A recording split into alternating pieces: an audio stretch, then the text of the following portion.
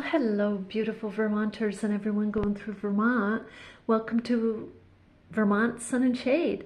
So I decided, since the live video I did on these beautiful birds, there's a lot of wind. It's very windy up here in Derby, and there was some disconnect and some blurriness on that other first video I did.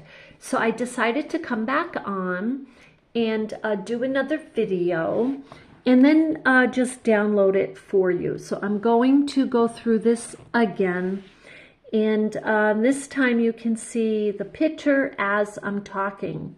So this article is by let's see, what is her name? Jennifer Egbini. And it was written on August 16th, 2025. And it is by animalofthings.com. And the title is 5 Orange Birds in Vermont Every Birder Should Know. This is I love the way she did this article. And I have to tell you, at this site, Animal of Things, I was reviewing it a little bit just now, and there's just so many interesting articles over there that I'm going to be covering more of them. So Jennifer does a beautiful job here. She starts talking here about Vermont forests and meadows burst with vibrant orange plumage during spring and summer. So these are the months that birds start visiting us. And while you might expect to see mostly brown and gray birds in New England landscape, orange birds in Vermont create stunning visual contrasts against the Green Mountain.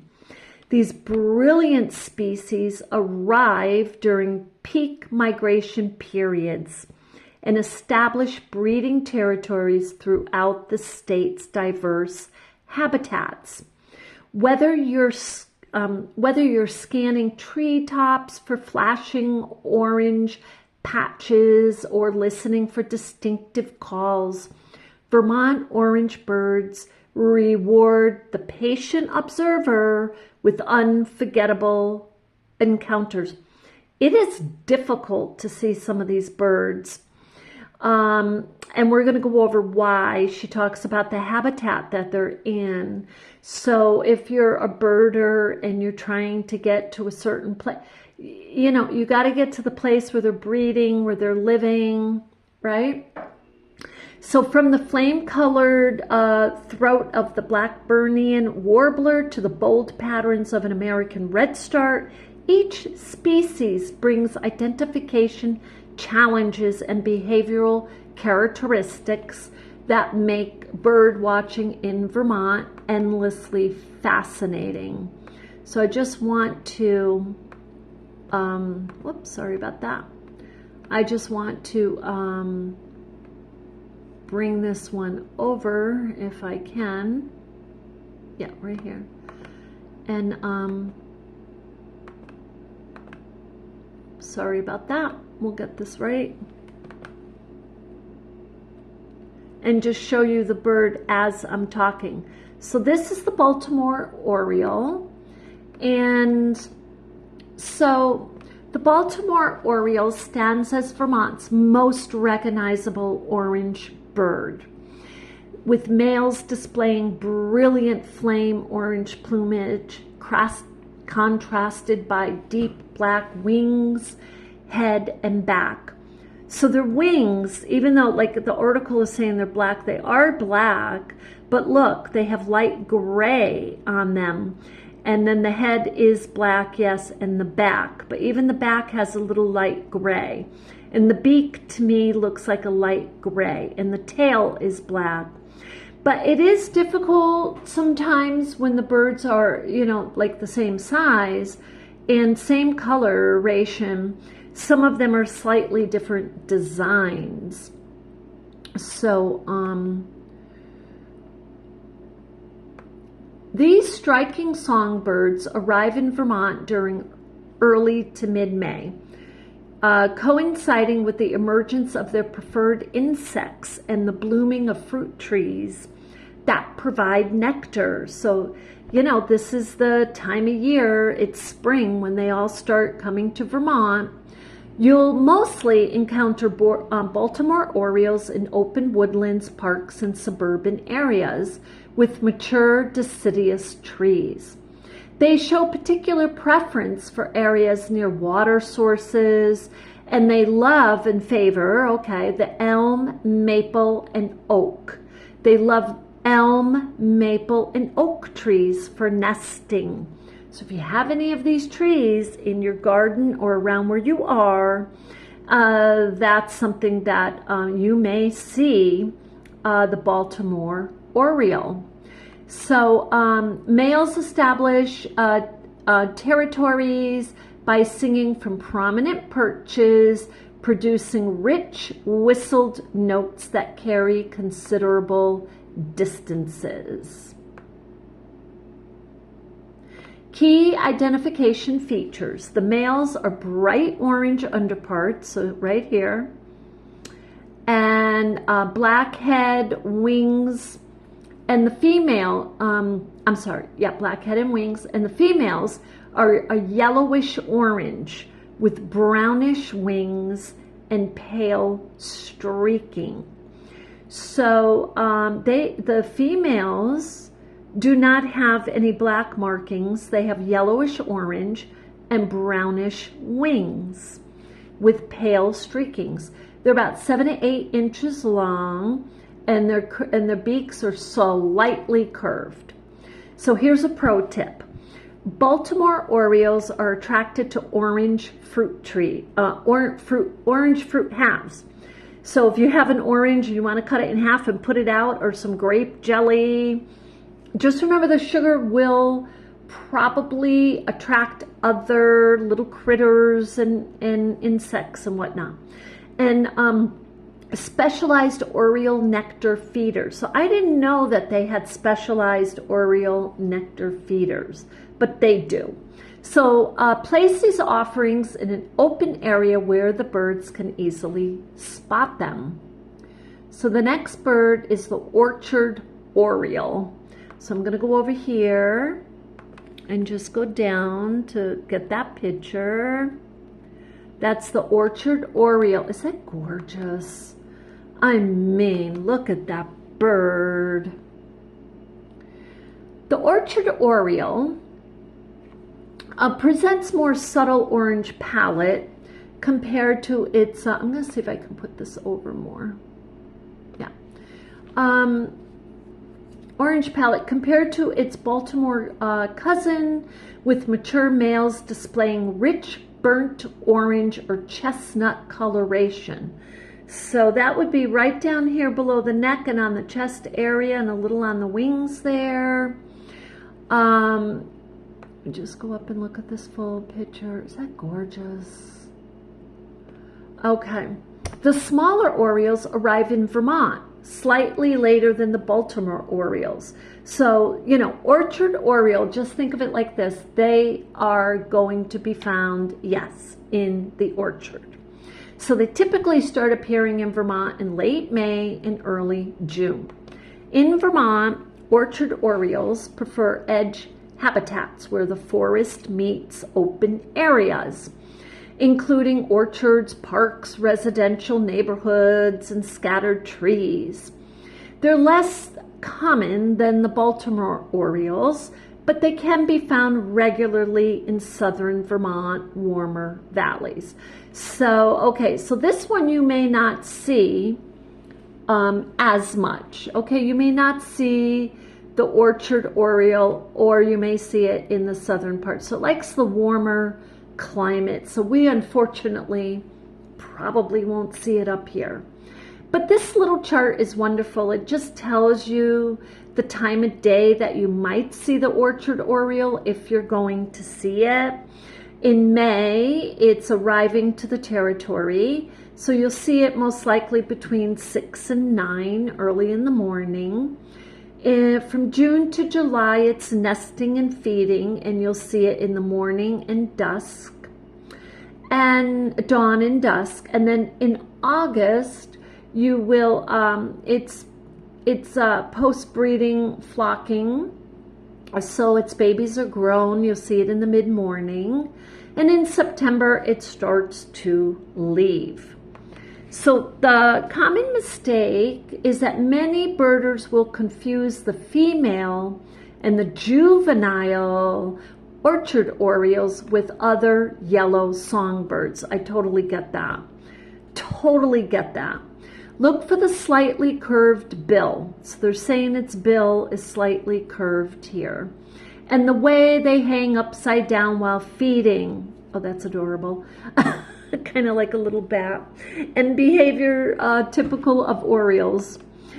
So if you see a bird hanging upside down, it might be an oriole.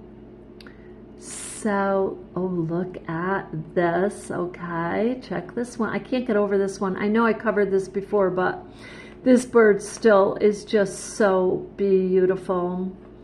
Let me just bring this down a notch here, there. And I just want to go up.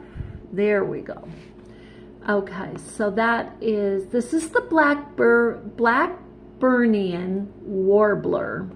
So look at the beak on the warbler. They have very distinct beaks, right? That's the beak on the warbler.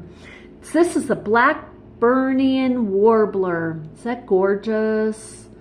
And this perhaps showcases perhaps the most intense orange coloration of any Vermont bird, with males sporting a fiery orange throat and a face that seems to glow against dark forest backgrounds. These high energy warblers, you can see it's small too, arrive during the peak season of spring. That's their migration, and typically appearing mid to late May. So the Blackburnian warblers inhabit mature coniferous and mixed forests, showing particular preference for areas with tall hemlocks, spruces, and firs. In Vermont, you'll find them in the mountainous regions and cooler northern forests. We should have them up here, where they forage primarily in the upper canopy. Their high-pitched ascending songs often provide the first clue that you are in their presence, that they are nearby. So during breeding season, the males defend territories vigorously, and they can be observed performing aerial displays to attract their mates. They construct cup-shaped nests on horizontal branches of conifers, and typically they are 20 to 80 feet above the ground. So that is very, very high, unless you have binoculars, I think, and you know where to look. I mean, you got to figure they're in the mountains and they're high up off the ground. These warblers feed extensively on small insects, primarily during the caterpillar-rich period of late spring. So the takeaway here is the Blackburnian, that's this beautiful bird right here, Blackburnian warbler, represents one of Vermont's most spectacular spring arrivals, but their brief breeding window and high canopy habits make it a challenge to find them, to observe them. So this is the American red start, and we'll go over here. That's the American red start. And so this bird brings dynamic, we'll get that picture out, sorry, brings dynamic movement and flash patterns to Vermont's forests, with the males displaying coal black plumage accented by brilliant orange patches on the wings, the sides, and the tail. Okay, this is right here, the American red start. These active warblers arrive in Vermont during mid to late May and quickly establish territories in suitable habitat. American redstarts prefer young, regenerating forest and forest edges with dense understory vegetation. They're commonly found in areas recovering from logging, along stream corridors, or in parks with diverse tree species. Their distinctive foraging behavior involves fanning their tails and spreading their wings to startle the insects, creating constant flashes of orange that make them relatively easy to spot. So look, they're a good size too, I think. We'll see if they give us the size. The males perform elaborate courtship displays, chasing the females through the dense foliage while showing off their bright orange patches. They're known for their polygynous breeding system where the successful males sometimes attract multiple females. So the notable features are their hyperactive feeding behavior with frequent tail fanning. The males sing persistently from mid-level perches, and the female and young males show yellow instead of orange. So this is also another why it's difficult to identify the birds, because yes, their colorations change from younger to as they mature. So one of the most common warblers in suitable Vermont habitat. Okay, so the next bird is the eastern towhee, which I do believe we have out here, but I'm going to try if I see some birds coming. They go so quickly outside my window to the feeders and back and forth, feeder to feeder, that it's very difficult to catch them momentarily even. Okay, so the eastern towhee represents Vermont's largest orange-marked bird, with males displaying striking rusty orange flanks right here. That contrast boldly with their black heads and white bellies. These ground-dwelling birds maintain year-round populations in southern Vermont, while northern populations may migrate to warmer regions during the winter. I do think we've seen these here in Derby. Anyway, eastern towhees inhabit shrublands, forest edges, areas with dense understory vegetation. In Vermont, they're most commonly found in regenerating clear cuts, abandoned fields growing into forests, and residential areas with extensive shrub plantings. Their distinctive foraging method involves backward scratching through leaf litter, creating considerable noise that often alerts observers. I know that we've had this bird here. So, if you hear a bird scratching, on the sidewalk, on the pavement, outside your door, in the backyard, that's probably, take a good look at it, it's probably the eastern towhee. These birds demonstrate strong site fidelity, returning to the same breeding territories year after year. Males sing the characteristic drink your tea, probably goes like drink your tea, drink your tea, drink your tea. Song from prominent perches within their territories, particularly during the early morning and evening hours. Towhee populations benefit significantly from habitat management that maintains diverse shrubland ecosystems. During the winter months, eastern towhees may join mixed species, feeding flocks, and become regular visitors to backyard bird feeders, offering seeds and suet. So now's the time, because look, during the winter months, so they're here. If to get them in view, maybe get one of those little suet cakes. That's what I get. I get the suet cakes throughout the winter. Their larger size and distinctive call notes make them relatively easy to identify when feeding on the ground just beneath dense cover. And so this gives some habitat management tips. Maintain the brush piles and the dense shrub areas, allow natural succession of the field edges, and provide ground level opportunities, because they're a ground bird. Look how long their little legs are compared to their bodies. They scratch. So just remember that about the eastern towhee. And they're white under, gorgeous, gorgeous coloring. Orange, white, and black, just lovely. Vermont orange birds. So this gives us best location and timing. Vermont's orange birds show distinct seasonal patterns that can help you plan successful birding expeditions.